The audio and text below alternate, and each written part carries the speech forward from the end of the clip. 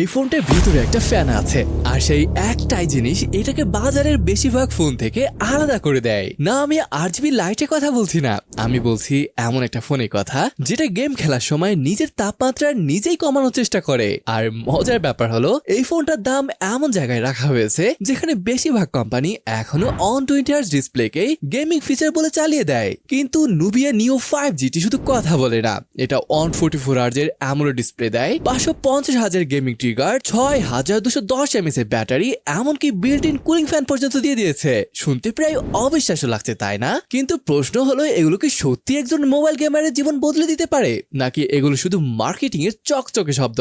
আজকের ভিডিওতে আমরা নুবিয়া নিও 5GT এর প্রতিটা দিক খুঁটে দেখব, আর ভিডিও শেষে আমি বলবো এই ফোনটা কার জন্য পারফেক্ট আর কার জন্য একদমই না। তো আর দেরি না করে চলুন শুরু করি আজকের ভিডিওটি।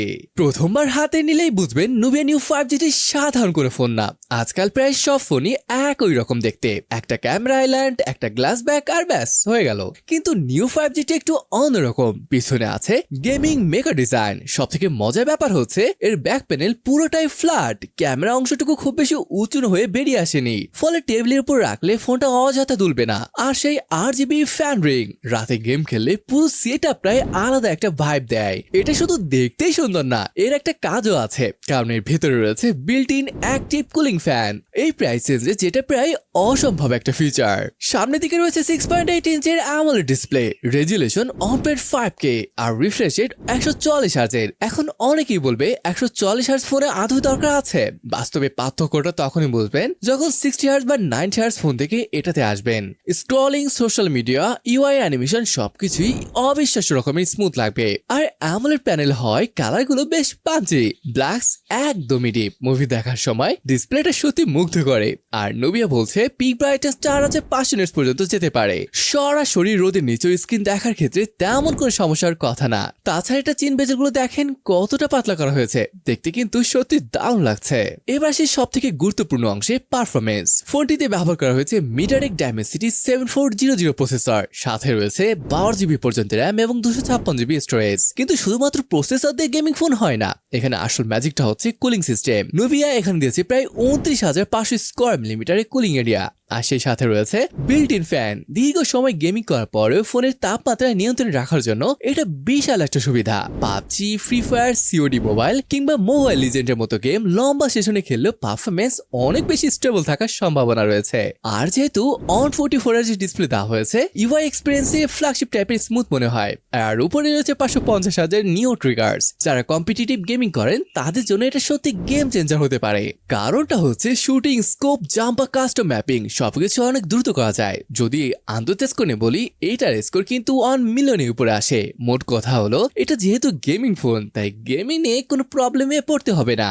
গেমিং ফোনের সব থেকে বড় সমস্যাটা কি জানেন? ব্যাটারি দ্রুত শেষ হয়ে যাওয়া। সেখানেই নুবিয়া দিয়েছে বিশাল 6210 এমএএইচ এর ব্যাটারি। এই ক্যাপাসিটি অনেক ফ্ল্যাগশিপ ফোনের থেকেও বেশি। সাধারণ ব্যবহার করলে একদিনে বেশি ব্যাকআপ পাওয়ার সম্ভাবনা রয়েছে, আর গেমিং করলেও বারবার চার্জার খুঁজতে হবে না। এর উপরে আছে 80 ওয়াটের ফাস্ট চার্জিং। ফোনে ব্যাটারি শেষ হয়ে গেলেও খুব দ্রুত আবার গেমে ফিরে আসা সম্ভব। সফটওয়্যারের দিকে রয়েছে অ্যান্ড্রয়েড 16 ভিত্তিক MyOS 16। ফোনটিতে NFC আছে, Wi-Fi 6E আছে, ব্লুটুথ 6.0 আছে, আন্ডার ডিসপ্লে ফিঙ্গারপ্রিন্ট স্ক্যানার আছে, এক্স লিনিয়ার মোটর রয়েছে, যা গেমিং ফিডব্যাকে আরো বাস্তব অনুভব করায়। আর নুবিয়া এখানে এআই কো পাইলট ডেমি 2.0 নামে কিছু এআই ফিচার যুক্ত করেছে, যদিও বাস্তবে এগুলো ব্যবহারে অনেকটা নির্ভর করছে ভবিষ্যতের সফটওয়্যার আপডেটের উপর। ক্যামেরা সেকশনে নুবিয়া খুব বেশি নাটক করার চেষ্টা করেনি। পেছনে রয়েছে 50 মেগাপিক্সেলের মেইন ক্যামেরা, সাথে 2 মেগাপিক্সেল একটা সেকেন্ডারি সেন্সর। দিনের আলোতে ছবিগুলো যথেষ্ট ভালো আসে, কালারগুলো প্রাণবন্ত, ডিটেলও মোটামুটি সন্তোষজনক। কিন্তু এখানে একটা বিষয় মাথা রাখতে হবে,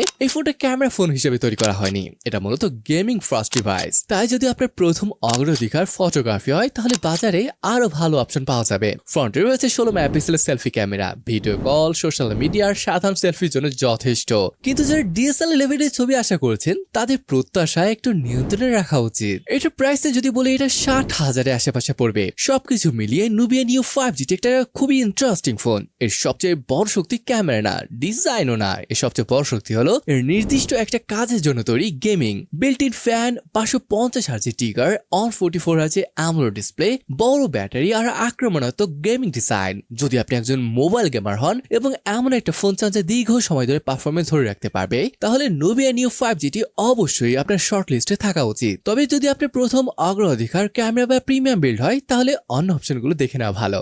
আমি বলবো এটা সবার জন্য না, কিন্তু যাদের জন্য তৈরি করা হয়েছে তাদের জন্য একটা ভয়ঙ্কর আকর্ষণীয় একটা গেমিং বিস্ট। তো ভাই আজকে ভিডিওটি এখানে শেষ করছি, দেখা হবে পরের ভিডিওতে। ততক্ষণ পর্যন্ত ভালো থাকুন, সুস্থ থাকুন, আল্লাহ হাফেজ।